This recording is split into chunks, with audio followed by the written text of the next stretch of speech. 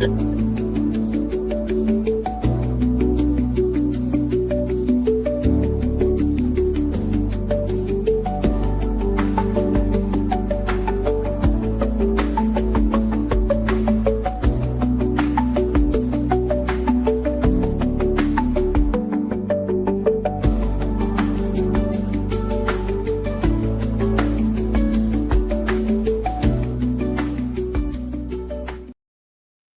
good evening, everyone. Happy Labor Day, and welcome to True Crime with the Bad Girl, the Playa, and the Stars. I am Benny Scowa, a.k.a. the Playa, a.k.a. Benny the Jet. And with me, as always, is my partner in True Crime. She is a professional wrestling Hall of Famer and the first lady of True Crime. And, well, Brittany, you know, Dave and I have something to say to you. Ready, Dave? Yes, we do. Happy birthday to you. Happy birthday to you. Happy birthday, to the bad girl. Happy birthday to you. And many more. Thank you. You're welcome. Did you have a nice birthday, Brittany? I did. Yes. Good. I went out and ate with the dangerous one. Oh, nice. He took me out for my birthday. Yes. Good. Glad to hear it. So one day I'm going to join you guys. Oh, that would be so awesome. I got to get myself on a plane one of these days. But I wanted to show everybody that I am rocking the carnival gear, as is Brittany, as is Dave. And speaking of the leader of the carnival, Dave, how are you, my friend? I am great. Sorry, I had a little blip there for a second. I'm doing great. I had a great weekend. Fantastic Monday. As Brittany said, we went out for her birthday. Got some good pizzas over in Gillette Stadium. Sounds good. Hung out with my daughter and had a great weekend and great Labor Day weekend. The terrible one. Which daughter? Tiffany. Okay, yep. The Gein. We got the pumpkin patch up and running today. Nice. All the football starting. As far as I'm concerned, fall is here. Football's coming, and it's the best time of year. Nice and crisp outside. I love it. Once it cools off here a little bit, the Bucks, I think, are playing. Is it this weekend coming? So yeah, that to me, that's the official start of fall. So I'm going to pretend it's cooler, yeah. But I want to tell everybody, those of you in Radio Land, thanks for listening on Want Radio. They got what you want. We're also now available on Apple Podcasts, Podbean, Spotify, Amazon Music, iHeartRadio, Player FM, and Boomplay. So I want to take a moment to thank everybody out there. Believe it or not, we have been heard in 13 countries on 5 continents. Not bad for 3 good friends just chatting away, right, guys? Yeah. All I got to tell them 13 countries is I swear to tell the truth, the whole truth, and nothing but the truth. So help me tonight. Amen. Amen. Well, guys, tonight we're going way back in time to cover the gnarly case of Ed Gein, known as the Butcher of Plainfield. Gein was convicted of 2 murders in the 50s, but he did way more than just murder a couple of people.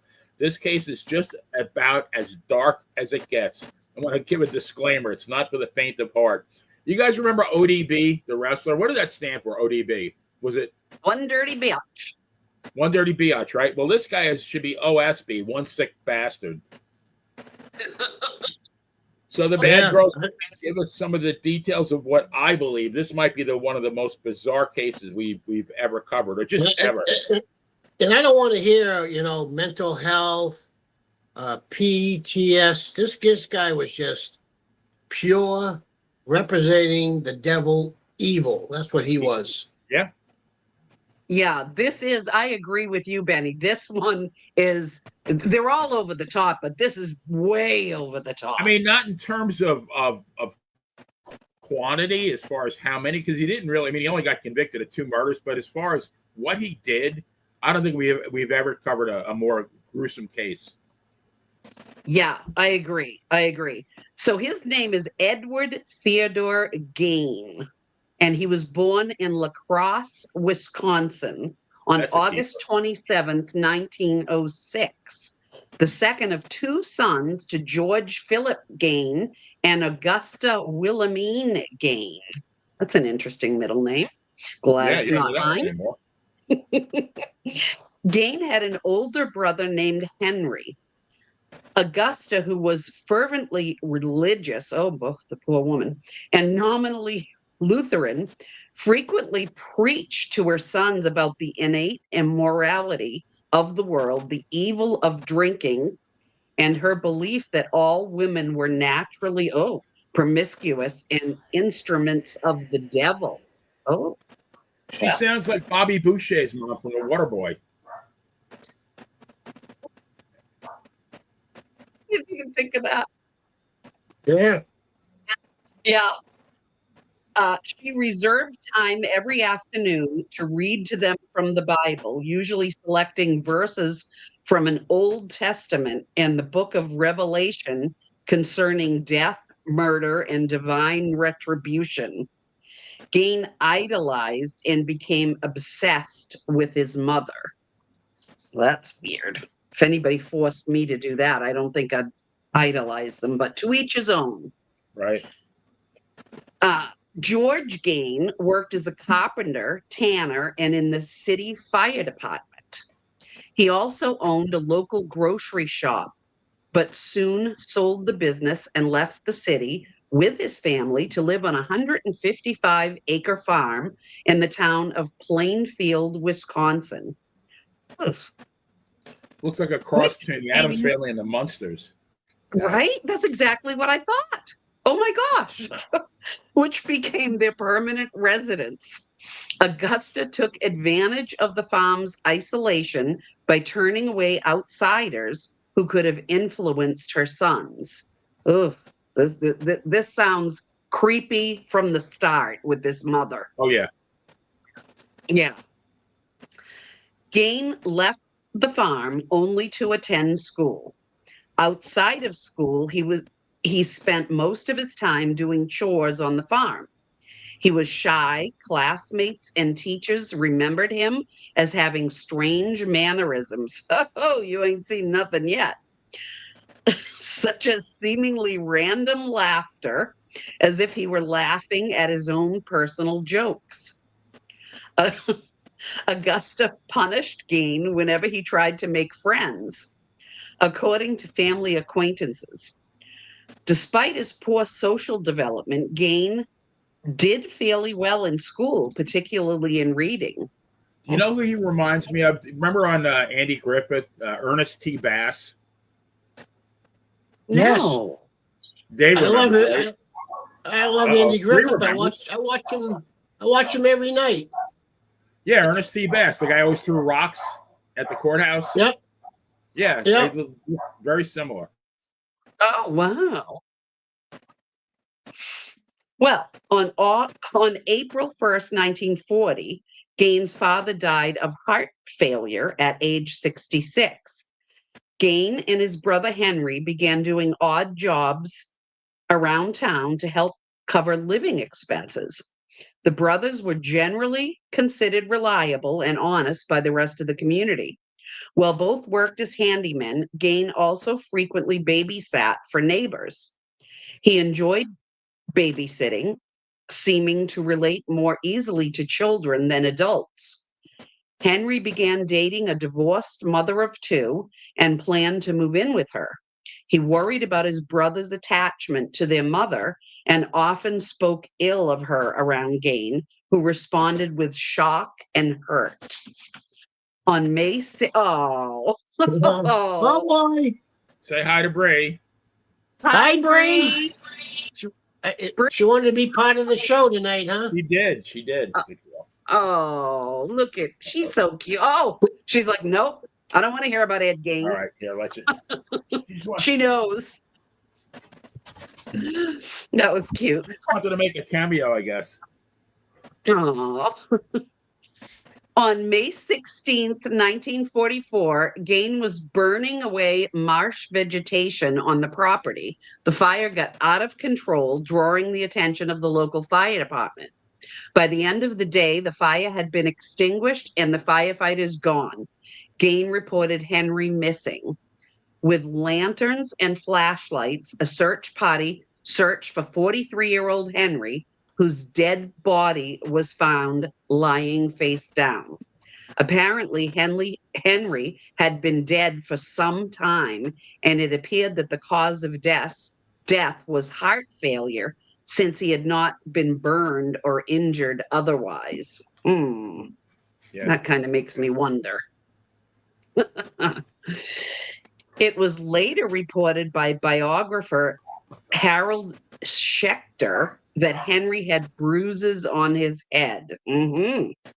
Police dismissed the possibility of foul play, and the county coroner later officially listed asphyxiation as the cause of death. Well, that's interesting. We went from heart to asphyxiation. Okay. The authorities accepted the accident theory, but no official investigation was conducted, and an autopsy was not performed. Questioning Gein about the death of Bernice Warden in 1957, state investigator Joe Wilmofsky brought up questions about Henry's death. George Arndt, who studied the case, wrote that in retrospect, it was possible and likely that Henry's death was the Cain and Abel aspect of this case. Gee, you think? I think so. Yeah. With Henry deceased, Ed and Augusta were now alone. Oh boy. Augusta had a paralyzing stroke shortly after Henry's death, probably because she knew the truth. And Ed devoted himself to taking care of her. Sometime in 1945, he later recounted he and his mother visited a man named Smith who lived nearby to purchase straw.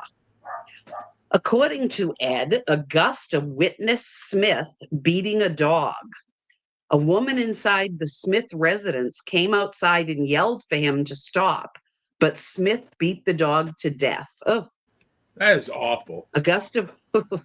Augusta was extremely upset by this scene. However, what bothered her did not appear to be the brutality toward the dog, but rather the presence of the woman. What in the world? This is definitely an odd case.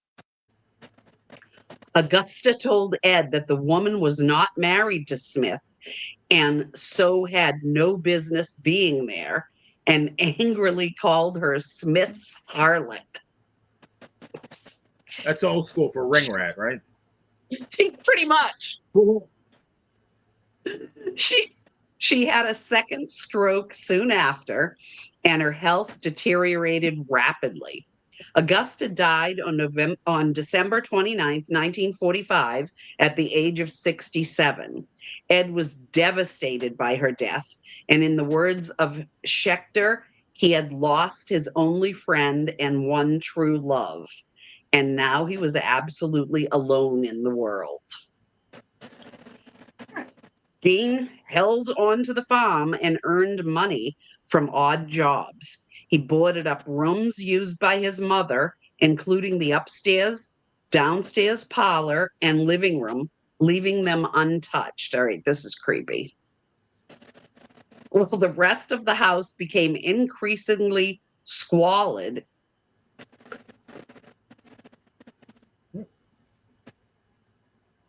Where'd the bad girl go? Will we lose her? Oh, Yeah. Looks like we lost her. That was kind of sudden. I'll pick up. Yeah, Pick up on the sick. That's sick. Oh, wait, here that she is. sick She's back. fucker. She's back. There you are. Weird. I got a StreamYard logo and it said try again. And I'm like, what? Yeah, that was odd. You just disappeared. You're not Yeah, smoking that was weed. very You're not smoking any weed there, are you, Brittany? No, not since I was 19. So yeah, while the rest of the house became increasingly squalid, the rooms remained pristine. This is creepy. Gein lived thereafter in a small room next to the kitchen. Around this time, he became interested in reading pulp magazines and adventure stories, particularly those involving cannibals or Nazi atrocities, Jeez. specifically concerning lice, Koch, Ilsa, who I think it is. selected, what is it? Ilsa. Ilsa. Okay, Ilsa. I'm like, what?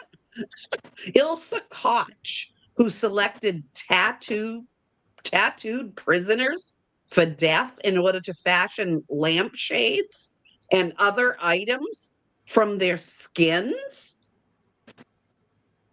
Gein received a farm subsidy from the federal government starting in 1951. He occasionally worked for the local municipal road crew and crop threshing crews in the Plainfield area. Look at that. The main attraction was just standing up. Sometime between 1946 and 1956, he also sold an 80-acre parcel of land that Henry had owned. On the morning of November 16th, 1957, 58-year-old Plainfield hardware store owner Bernice Warden disappeared. The hardware store's truck was seen driving out from the rear of the building at about 9:30 a.m. The hardware store saw few customers the entire day. Some area residents believe that this was because of deer hunting season. Warden's son, Deputy Sheriff Frank Warden, entered the store around 5 p.m. to find the cash register open and blood stains on the floor. Frank Warden told investigators that on the evening before his mother's disappearance, Gein had been in the store and was expected to return the next morning for a gallon of antifreeze. A sales slip for the antifreeze was the last receipt written by Warden on the morning that she disappeared. That evening, Gein was arrested at a West Plainfield grocery store, and the Washoe County Sheriff's Department searched the Gein farm. This guy's obviously not too bright, because of anybody that you choose to kill the deputy sheriff's mother, for God's sake. I can't believe it. May I interrupt you for a moment? May I interrupt here for a moment? I'd like, if we could, have Benny show our viewers out there his new carnival shirt as the ringleader. Benny, could you stand up and show everyone your shirt? There he is, the ringleader. There he is. Yeah. Yeah, there we go. The ringleader. I love it. The ringleader of the carnival. Yes. Proud to be a member of the carnival. Yeah, I can't believe this guy. He lived in this town for how long? He didn't know that this woman was the sheriff's mother? And by then, everybody knew he was like, they thought he was creepy, but harmless, but creepy. So when she winds up missing, who's the first person? And he had been hanging around there quite often. Who's the first person they're going to think of? Him, which they did. Exactly. Ugh, this is just weird. So a sheriff's deputy discovered Warden's decapitated body in a shed on Gein's property. How shocking. Hung upside down by her legs with a crossbar at her ankles and ropes at her wrist. The torso was dressed out like a deer. She had been shot with a .22 caliber rifle, and the mutilations were made after her death. So now, searching the house, these are the things that the authorities found. This is Make not sure you're all sitting down. This is not for the faint of heart. Right. So they found whole human bones and fragments, a wastebasket made of human skin. Why didn't I think of that? I ordered mine off Amazon. Silly me. Human skin covering several chairs, Skulls on his bedposts. Female skulls, some with the tops sawn off. Bowls made from human skulls.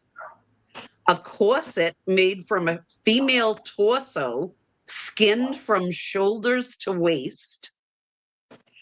Leggings made from human leg skin. Guess that's a good piece to pick.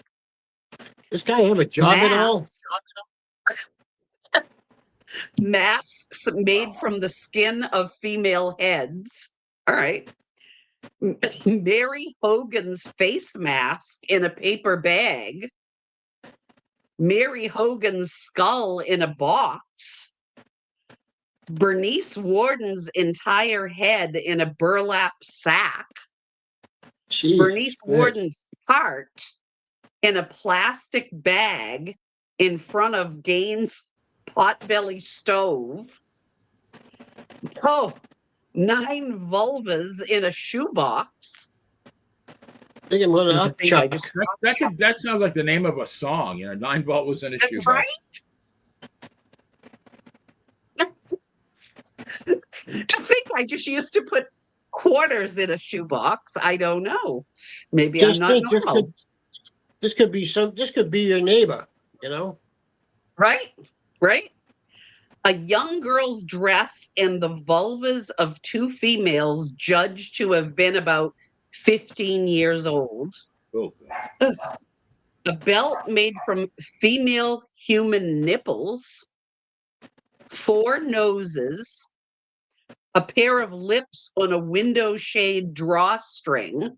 Now, this is real stuff, folks. This is not fake wax lips. These are we're human not making this up. lips. No. A lampshade made from the skin of a human face and fingernails from female fingers. I must be very sick in the head, but I thought of the 12 days of Christmas when you were reciting this. On the 5th day of Christmas, Ed Gein, he gave to me 5 nipples nipping and a partridge in a pear tree. All right, they're coming to take me away. Wow. Damn.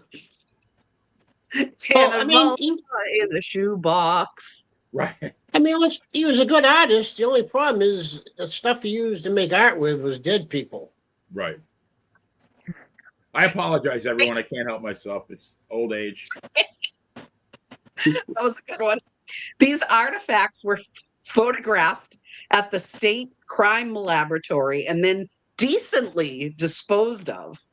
When questioned, Gein told investigators that between 1947 and 1952, he had made as many as 40 nocturnal visits to 3 local graveyards to exhume recently buried bodies while he was in a daze-like state. On about 30 of those visits, he said he came out of the daze while in the cemetery, left the grave in good order, and returned home empty-handed. Thank God. On the other occasions, he dug up the graves of recently buried middle-aged women he thought resembled his mother and took the bodies home where he tanned their skins to make his paraphernalia. Dear God. This guy should be on an episode of Svengoolie on Saturday nights. God. You ever watch Svengoolie? No. No, I have not. Yeah, you should be on Svengoolie on Saturday nights. Well, we'll get into it in a little bit, or actually I can say it now, but several movies, Psycho, Texas Chain Saw Massacre, and Silence of the Lambs, all were drawn from parts of his life. So he did have an influence on horror films. Yeah, Whoa. this guy. Denise P. said, I have a new hit song. Well, I don't know, maybe she's not talking about my hit song, but thank you, Denise. Yeah. Give me a day or so I can think of like the whole song, like a Weird Al parody or something. No, not really. That was bad enough. Yeah, and it can be played on Want Radio starting on Sunday. Yes, actually, yeah, I could do that. Absolutely. Thank you for the plug. So Gein admitted to stealing from 9 graves and led investigators to their locations. Alan Wilimowski of the State Crime Laboratory participated in opening 3 test graves identified by Gein.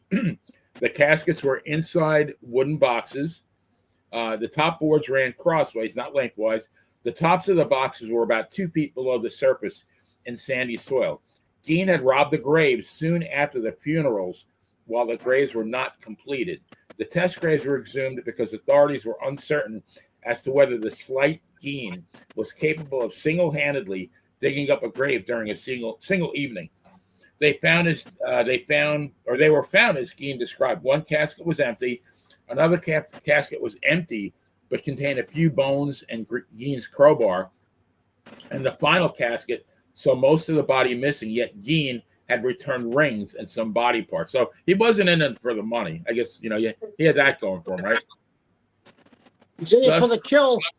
Thus, Gein's confession was largely corroborated. Like they needed extra proof, right? Soon after his mother's death, Gein began to create a woman suit so that he could become his mother, to literally crawl into her skin. He denied having sex with the bodies he exhumed, explaining they smell too bad. Well, at least he had some standards, right? This guy should have been a taxidermist. Like his house smelled like Better Homes and Gardens, right? I know. You've been a great taxidermist. During state crime laboratory interrogation, Gein also admitted to shooting 51-year-old Mary Hogan, a tavern owner missing since December 8, 1954, whose head was found in his house, but he later denied memories of details of her death. A 16-year-old youth whose parents were friends of Gein and who attended baseball games and movies with him reported that Gein kept shrunken heads in his house, which he had described as relics sent by a cousin who had served in the Philippines during World War II. And upon investigation by the police, these were determined to be human facial skulls carefully peeled from corpses and used by Gein as masks.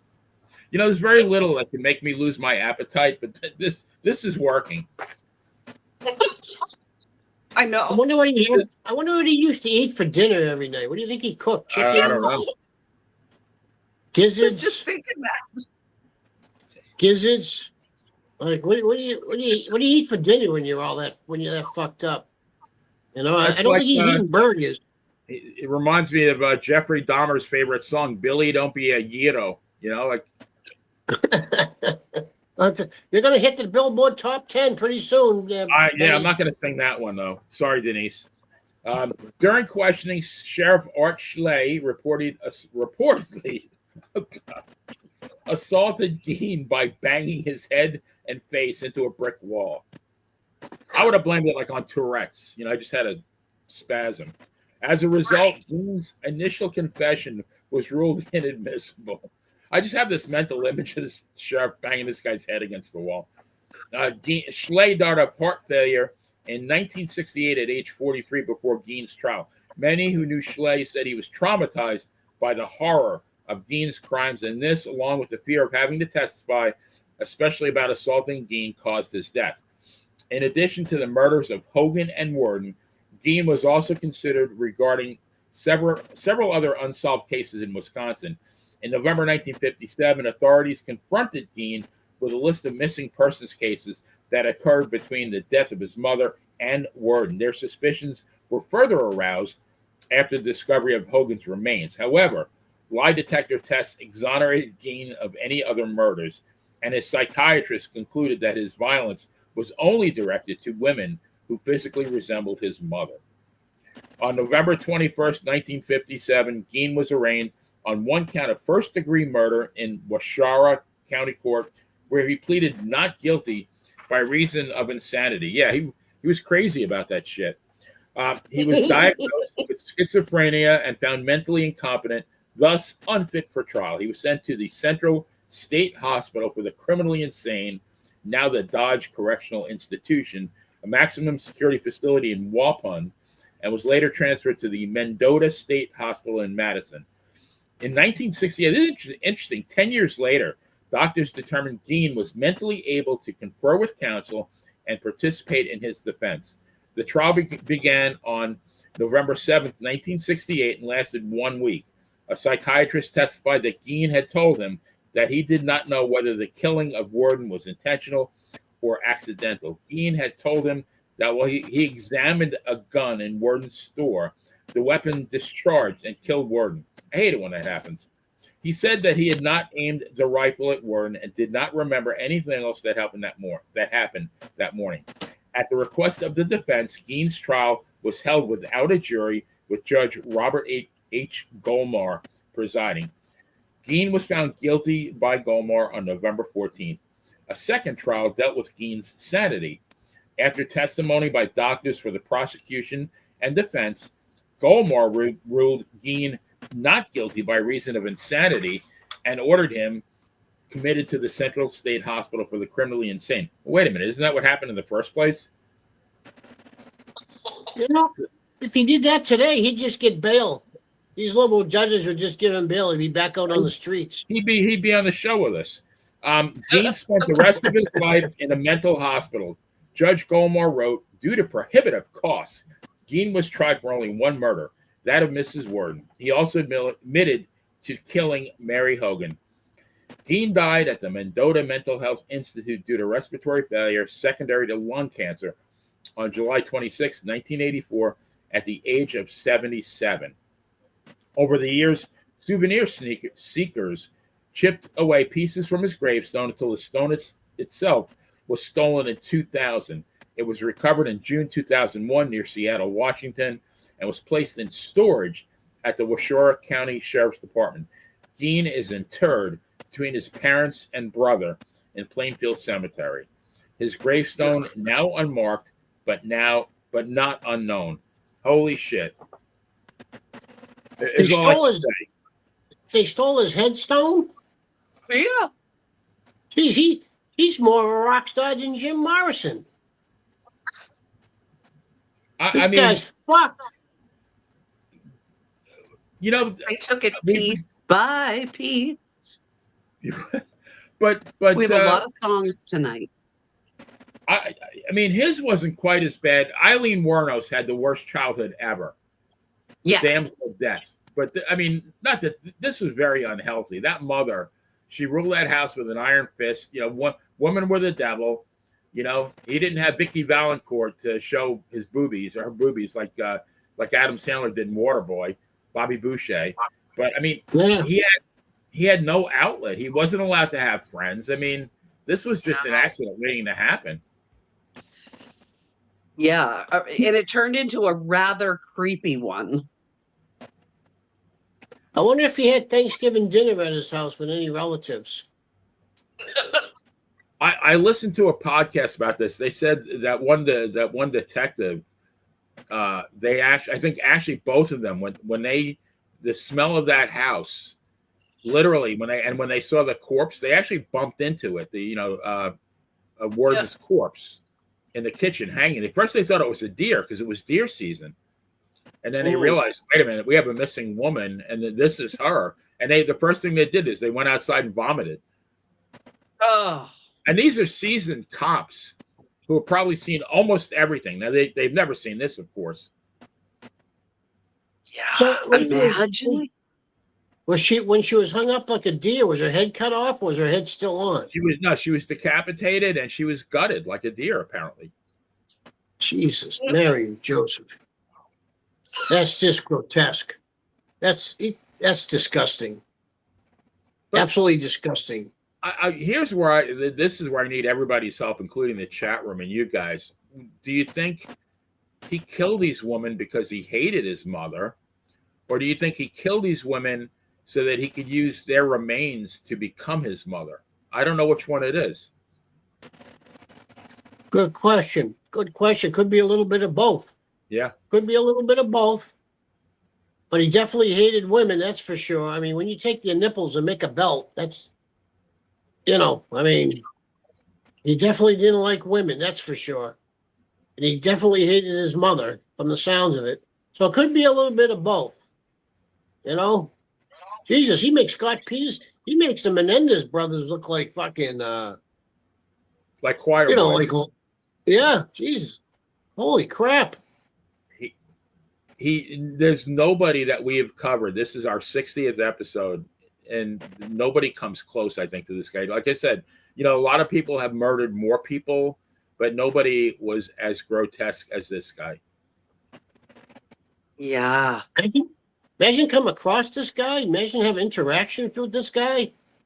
I mean, everybody in town. I mean, he was like, I think before his mom died, everybody kind of liked him. They thought, he was a handyman, did, fix things around town. People thought they thought he was a nice guy. They thought he was a little bit strange, but they considered him very harmless. And boy, were they wrong.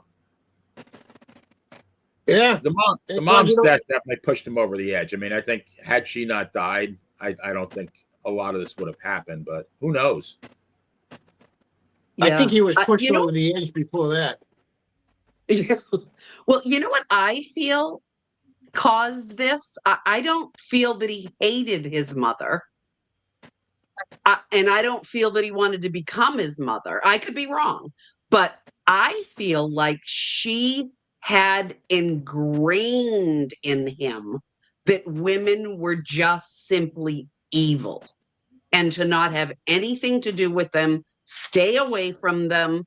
And I think he hated women so much that that's why he did what he did.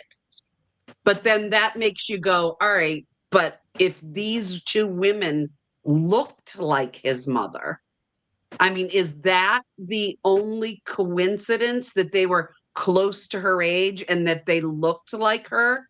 Is that the only coincidence that these two women had? Yeah. I don't know. But that's what it sounds. But I mean, do you think he was molested at all?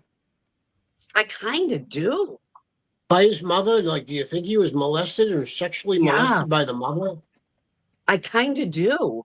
And if that's the case, then yes, he probably hated her. And he was trying to kill anyone that looked like her. But I don't get where the skinning comes in. No, like I said, he would have made a great hunter, a great taxidermist. He didn't understand his calling on the earth. He went the opposite way.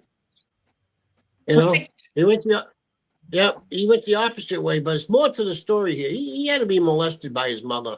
Just there's no proof or anything like that. But something happened to this guy. This guy was he was fucked. He was evil. Like he was just pure evil. By all accounts, he worshipped this lady, and the reason supposedly, because I believe he killed his brother, and his brother actually was leaving the household. He was engaged to be married, Henry, and he's and once he knew he was leaving, he spoke very critically of the mother, and that enraged Ed. And I don't think that. I mean, the fire maybe was an accident, but I don't think his death was an accident. Oh, I don't either. No way. Yeah, I think there was more to the story between him and the mother. How did he kill his? Do you think how did he kill his brother? I think he beat him. He probably hit him from behind with an axe, or who knows? Yeah. I mean, yeah. Wasn't a big guy by any means. Very, very slight, very frail. Yeah. Not frail looking anyway, but yeah, he probably hit him with something from behind. The brother wasn't expecting to be hit. Right, exactly. But I do believe. Do you guys believe he killed more than the two women? Definitely. I personally think him and Lizzie Borden would have made a great couple. That's just my opinion. I think they would have been a hell of a couple together. They would have had a long-lasting marriage. He definitely killed a lot of women. Absolutely. All these serial killers, there's a lot more than they didn't get caught for. A lot more. All these serial killers. I think though there was two young girls that he was questioned about. I really do believe that he did kill them too. I do too. So at least the brother. So at least 5 people. Right. And didn't I read that there were some young 15-year-old body parts also? Yes, you did. Not going to repeat it. But yeah, I mean, I didn't see anything about any grave robbing of 15-year-old dead girls. So where did he get those body parts from? Yeah, I think I think he did those for sure. You know, and where is the body? Where are the bodies? Right. He probably fucking ate them. Probably cooked, boiled them, and ate them. I mean, who knows? I mean, they said the house had, I don't even know how he lived there. The house had no power. I mean, the you know, the rooms that belonged to the mother were absolutely pristine, you know, from the day she died. But the kitchen and like where he lived was, like they said, from floor to ceiling was pure filth. It wasn't dirty. It was filth. Well, he must have had rodents there. He must have rats and stuff. How did he not? I mean, Had to be fucking hundreds. Had to be hundreds of rats all those around body there. parts around, you know, all over the place. Absolutely. Yeah, there had to be hundreds of rats running around that place too. I don't know how he didn't get the disease The rats that probably were afraid of Gene him. wife didn't. That's what I think. The rats stayed away. Like, this bastard's sick. Let's stay away from him. He might eat us too. They go, we don't want to get skinned. We don't want to have little lampshades made of us. Yeah, they probably, you're right, Benny. The rats probably took off once they seen what he was doing. He'll make ratatouille out of us, right? Like, you know, can you see if this guy lived today? Like, can you imagine if he lived in today's society? He'd have one of those big, what do you call it, things these sick fuckers have that they put people on their property, the big metal things, and they close the door. They put a lock on it. They leave them in there, like a storage facility. Like a storage unit. Yeah, this guy, if he was alive today, he'd have a storage unit on his property, putting the people in there. With hooks. Yeah. I mean, not to say that he wouldn't have done it. I don't think he would have done as much as he did, though. I think he would have been, you know, too many warning signals. You know, and it's a small world now, you know, with everybody having a cell phone, internet, etc. Even people around town, you know, there's going to be cameras. Cameras everywhere. Yeah. You know, back then it was pure detective work. Although this one was a slam dunk. I mean, it wasn't too much guessing as far as this one goes. Wow, this guy though, look, I don't understand. I wish we could find out more about his childhood to find out like how the skinning part came into it. I just like, who does that? And if you have no power, why are you making lampshades? Why do you have lamps? Right. There's so many questions. Maybe he was going to make light bulbs out of skin. I don't know. He would have been great. He would have been great.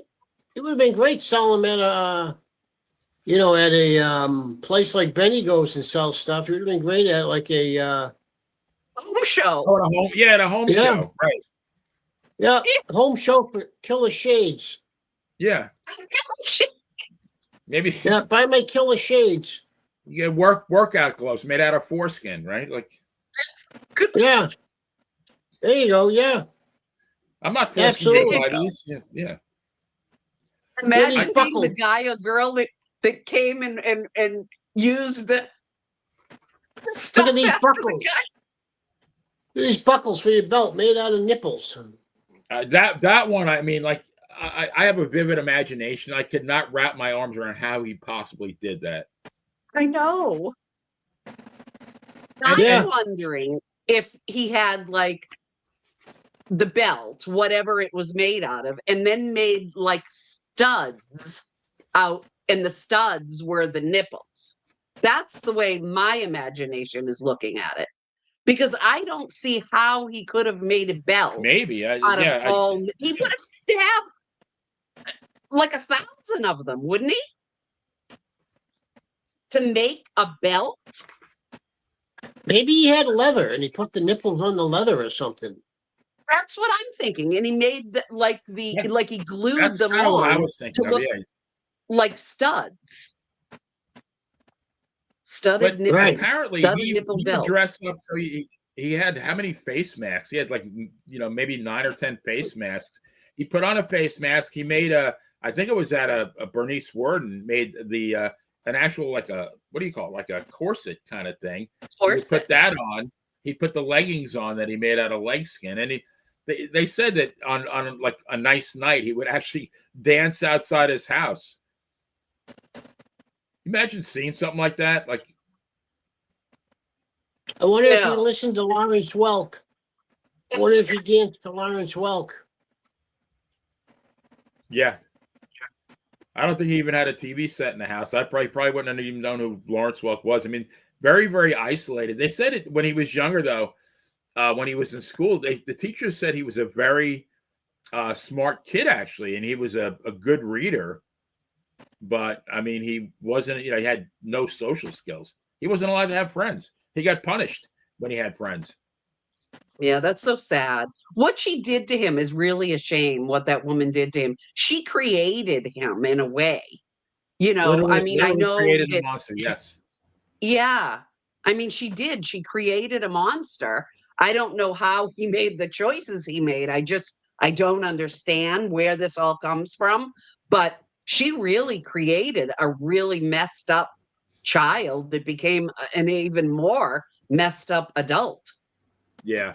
I mean, very weak father. The father was an alcoholic, and I guess he worked various odd jobs. I thought one of his jobs, you had said he was a tanner. So maybe that had something to do with, his fascination with, making things out of skin. But, the mother was the booker in the house. Yeah, she was definitely the booker. She ruled with an iron fist. Now, why he worshipped her, I have no idea. I mean, if anything, you would think that he would be, the exact opposite. He'd want to run away from home. I know I would. I would. Yeah, that's why it kind of makes you wonder what Dave was saying, was something else going on there. I think so. And I'd like to know what everybody's out there in podcast land. Bill Belichick's playing tonight for North Carolina, making his college debut at 8 o'clock tonight on national TV. I'd like to know what people think out there in podcast land about Bill Belichick starting tonight. I'd like to know, is his girlfriend allowed?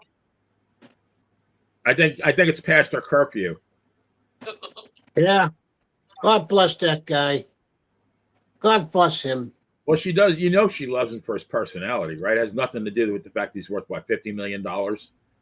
Right. Yeah, well, she's making a lot of money off him. That's all I know. She's owning a lot of turning a lot of property over to her. I mean, maybe property.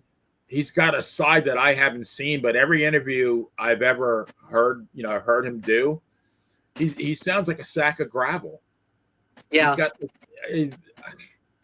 I mean, obviously he knows when it comes to football, but geez. Yeah, this guy must be an animal in the bedroom. He's got $50 million. That goes a long way. He must be an animal. I mean, he's boring in interviews. Yeah, he's always talking in the bedroom. He must be like, yeah, let's go, bitch. Come on, let's go. I somehow, I don't want to think about that. I'm still stuck on nipples made out of belts. I can't go past that one. Yeah. And the human masks too. Like, how come he didn't wrestle under a mask? Right. I mean, he could have been like instead of meal mascaras, he could have been at least like whatever the Spanish. What's Spanish? Dos mascaras. What's Spanish for 10? Yes. I went to Brockton High School. I don't know. All I know is uno, dos, tres, cuatro, cinco, and what goes after that? That goes. Walt's wondering about Belichick's girlfriend. Is she allowed? I don't know. Like I said, That's what I want to know. Is she allowed? Because I heard she got banned from one of the stadiums. Why? Because she caused such a scene during practice. Really? Multiple times. Yeah, I was being serious. Oh yeah, she'd walk out to the football field and start saying shit to everybody during practice. Yeah, she was very rude to certain people. Now, where's Belichick when this is happening? Not telling her to get the fuck off the field. I mean, right on the sidelines, acting like she's not even there. Oh my God. See, now if I was one of the players, I'd be asking Bill, hey, this girl got a sister. maybe an aunt or something I like to go out with because they seem very Nah. playful. Hey, very playful.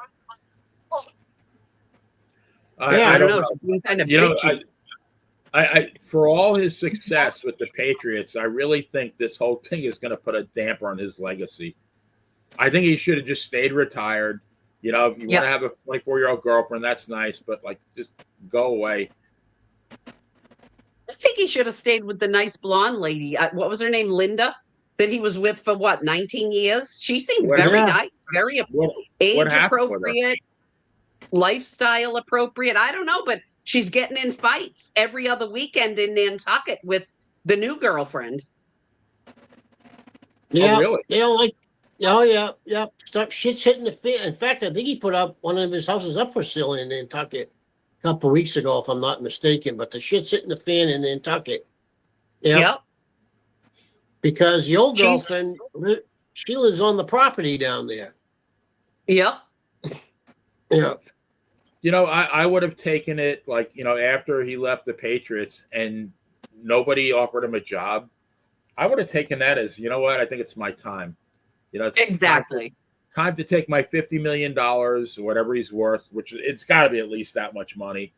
And, you know, maybe I'll write my memoirs. Maybe I'll do a little bit of college, you know, or even, you know, work for ESPN or Fox, you know, be a color commentator, pick up another like cool mill a year, you know, doing nothing, and leave it at that. But I don't get any of this.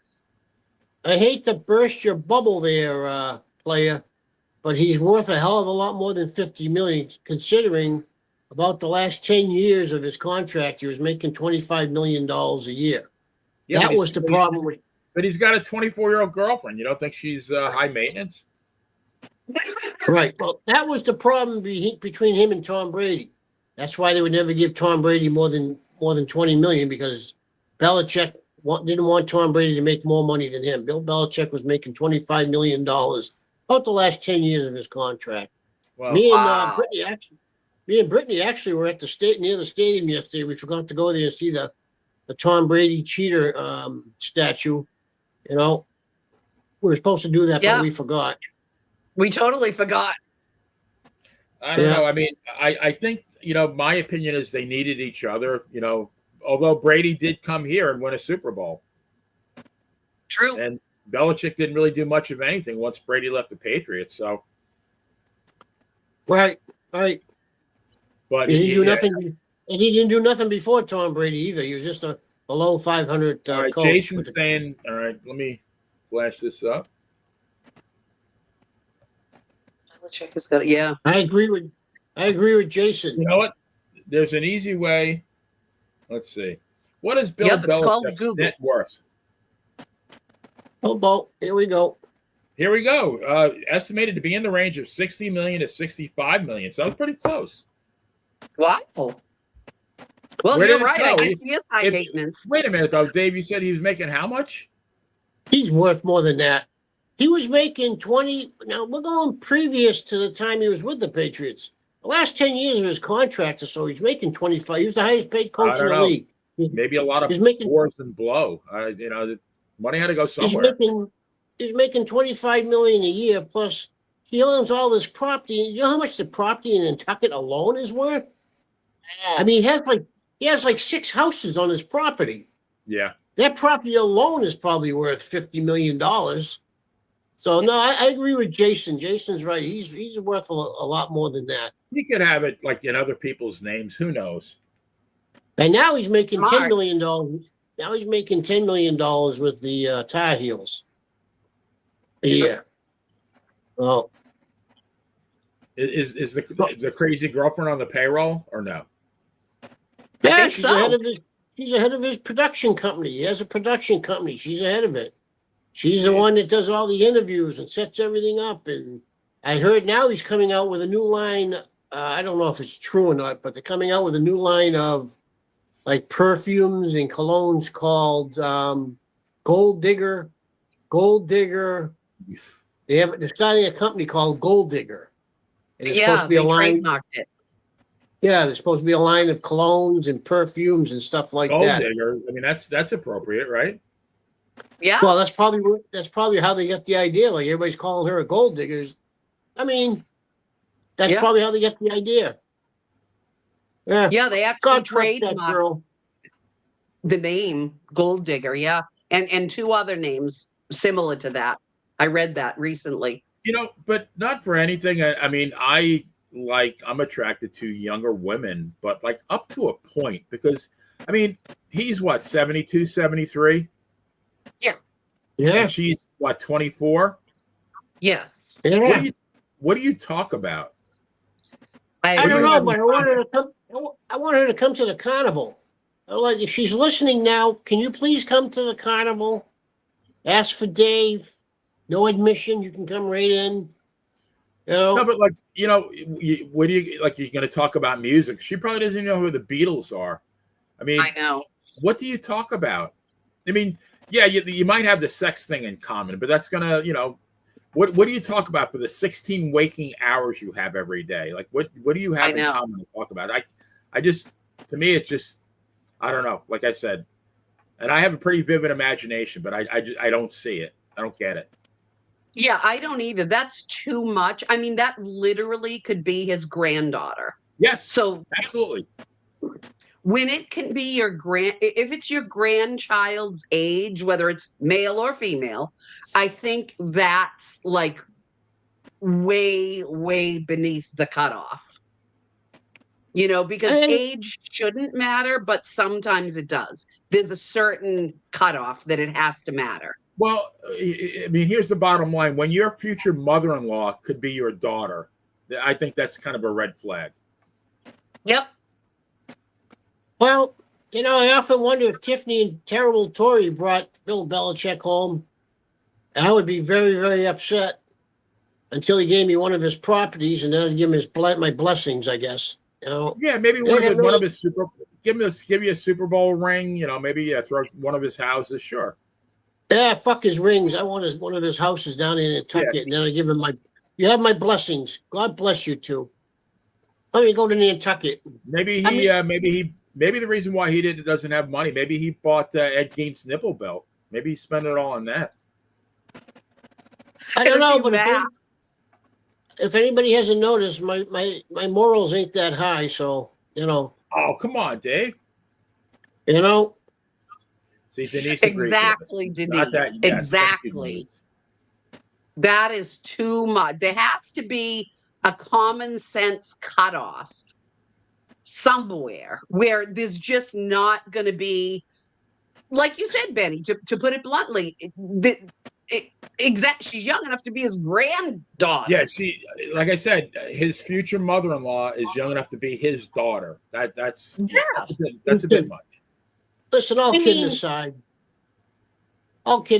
it's an arrangement. It's an arrangement. And we all know what I'm talking about. You know what I'm talking about. It's an arrangement. You know what I mean? I'm not going to get into graphic details because I have morals and values to myself. But I mean, he's laying there. We all know what she's doing. Make up your mind. Did he just say he doesn't have any? Like now he has them. Like what's going on? Hey, it depends. It's fall. You know what I mean? Situational morality. I get it. Exactly. It's an arrangement. I don't want to. As the situation dictates. It's an arrangement. He's. If I was, who I would be worried about is his kids, because this girlfriend takes his mind over. You know what's going to happen? You're going to be out of the will, and she's in when you die, and she's going to, just like Jerry Lewis. I'm one of his kids, I'm looking at her with like both eyes wide open. Oh, absolutely. Absolutely. I would be out of my mind if this was my father. Exactly. Yeah. Exactly. Absolutely. Now, there's rumors of getting married sometime after the first of the year. I don't know if that's true or not, but. Oh, my God. I wonder if he'll have any kids. Yeah. Hey, why not? If she's smart, she will. So, and it seems like she's pretty smart so far. All right, let's do the math here. So he's what, 72, 73, gets her pregnant. he's 74 when that child is born. He would be 92 years old at the kid's high school graduation. Yep. Yeah. And in the condition he's in. Is that really? I don't think that's fair to a child. I mean, No. I don't. I mean, I love kids, but like the thought of that for me, like, there's no way. I've done it. I raised my kids. They're they're good young men, but that dog has walked. That bridge is crossed. I wouldn't go back and do that again. No. There's a reason why you have children when you're young, because you have the energy, for it, and the stamina, and yeah. Well, Right. I totally agree. I'm 63. Any young girls out there looking at me? I'm Dave, head of the carnival. Hit me up. I ain't got no money. All I got is my heart. So I'm dead in the water there. So. Like I told my beautiful waitress at Grandma Sally's this morning, I am not the sugar daddy. I can barely afford to be the splendid daddy. Exactly. If you want me, you got to take me, just the way I am. Yeah. Didn't Billy Joel have a song just like that? Just the way you are? Yeah, right. Just Yep. we got a lot of songs coming up tonight. Oh, you give me some ideas for Sunday. That's great. Well, we got to do it. We got to do a true crime update. So now, do you guys know about remember we did the Mercy killing trial a couple of weeks ago? Yes. I heard that the father got 20 months in prison, which is like a total slap on the wrist. Whoa. That's disgusting. What kind Absolutely of signals disgusting. does that send to society? I don't care what you say. Like, if that guy did not intervene, he would have killed her. Yes, I agree.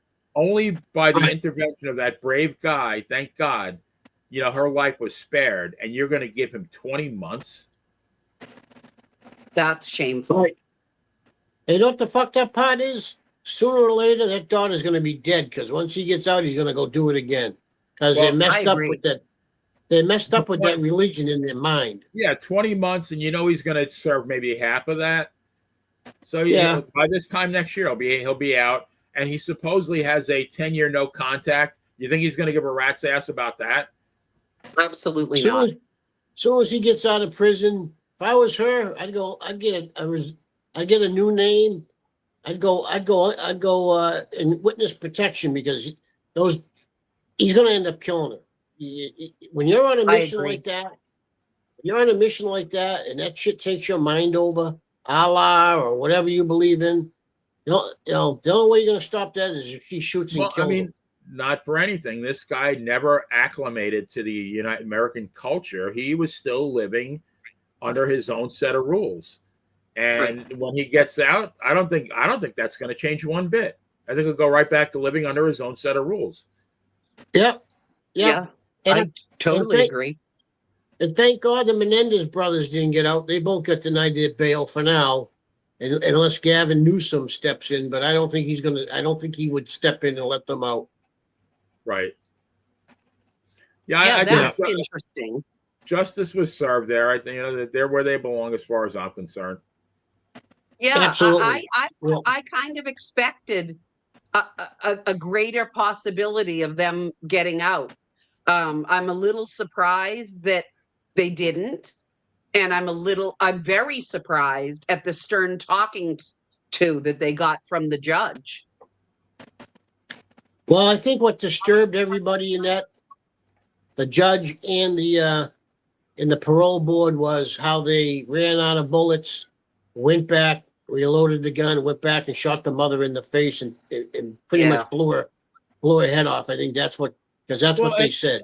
And remember what happened after that? They went on a mad shopping spree. They blew money, left and right immediately. Like they didn't mourn their parents' deaths. They blew all the money, not all of it, but I mean they blew a substantial sum of money right after. Well, they sure did. Murders. What does that show? The biggest mistake they did was telling their psychiatrist. If they never told him anything, who knows if they would ever get caught. That's right. Yeah. Yeah, I think they got that one right, and I think Yeah. they're where they need to be. Absolutely. Yeah. It's too bad, that they haven't rehabilitated, but I don't think they have. I really don't. I think Well, you got to be a special kind of sick to do what they right. did. And same with this Ihsan Ali guy, the mercy killing guy, and he's not going to change. What you think he's going to change? No. He every day that he's in prison, he's going to get more pissed off, and he's going to be counting the days until he's a free man. And I guarantee the first thing he's going to do is going to look for that girl. Absolutely. Well, the only thing I can say to those douchebags is, there you are, and here I am. Right. Well, yeah. And where's the mother on all of it? I haven't heard anything from the mother, the one with the headphones, listening to what was she listening to? Was it Kenny G, maybe? Yeah, she's got the She's probably education. listening to a full-blown demolition derby. Maybe. Yeah, she's got the education of a fourth grader. After listening to her talk. Listening to cars crashing. And people with canes trying to get out of the cars before the fire extinguishers came and the cars blew up. I mean, there was probably something weird going on in those headphones. I don't think it was music. Why did she have those headphones again? I forgot. Because she couldn't understand English. They were talking so. Yeah, and somebody was. They're translating into the headphones what was going on. Too bad the Iron Sheik wasn't still alive, because imagine like him in court being the translator. Yeah, maybe she was looking. Yeah, maybe she was listening to waves crashing to relax her in the headphones. Right. Something like I would do. I'm sticking with Kenny G, Songbird, because that's very relaxing. How do you get more relaxing than hearing Kenny G on the saxophone? That's true. Or tunes from John Cafferty and the Beaver Brown Band. We just lost him. Talk about a sax player. Oh my gosh. Who is it now? I'm not familiar with them. Oh yeah, from John Cafferty and the Beaver Brown Band. They had one of their hit songs was in the movie Eddie and the Cruisers. Okay. And Tunes just died at 85 years old, and he was the sax player from Massachusetts. Okay, I'm gonna have to check that out. Yeah, check that out, because there's some songs that you'll definitely know, and I would not be surprised if we didn't hear them on Want Radio on Sundays moving forward. Okay, yeah, we're gonna have to do that. Definitely. Yeah. Yeah. Some of the girls they used to call me a sax player or something about a sax on. I don't know. Something about a sax. I don't know. Sax. Yeah. I hear you. All right, guys. Well, another hell of a case. I want to thank everyone in the live chat, as well as anyone who follows our show, be it on Want Radio or any of our new audio platforms. I'm still stunned that 13 countries around the world have heard this show, and that's. The only thing that Podbean tracks is downloads, so it could have been streamed in many other places. It's mind-boggling. So, three good friends talking about true crime, and we're worldwide. But if you haven't already done so, please make sure that you subscribe to the Playa Entertainment Network so you won't miss any future episodes. And do not forget to check out The Bad Girl every Saturday from 1 to 5 Eastern Time on Funland Radio. 4 hours of excellent classic tunes. And you can also check me out, as they were just saying, on Want Radio most Sunday afternoons at 3 for Benny and the Jet. And I've included links for both in the description. So for The Bad Girl, Brittany Brown, and Dangerous Dave, the Carnival Man, this is the one and only Playa, telling everyone to stay safe. And we will see you next crime. That's it. Let's see the muscles. That's it. One more time. Bye, Mrs. P. Bye, Denise. Look at those muscles. Woo! Are you on steroids? Night, guys. I think he's on steroids.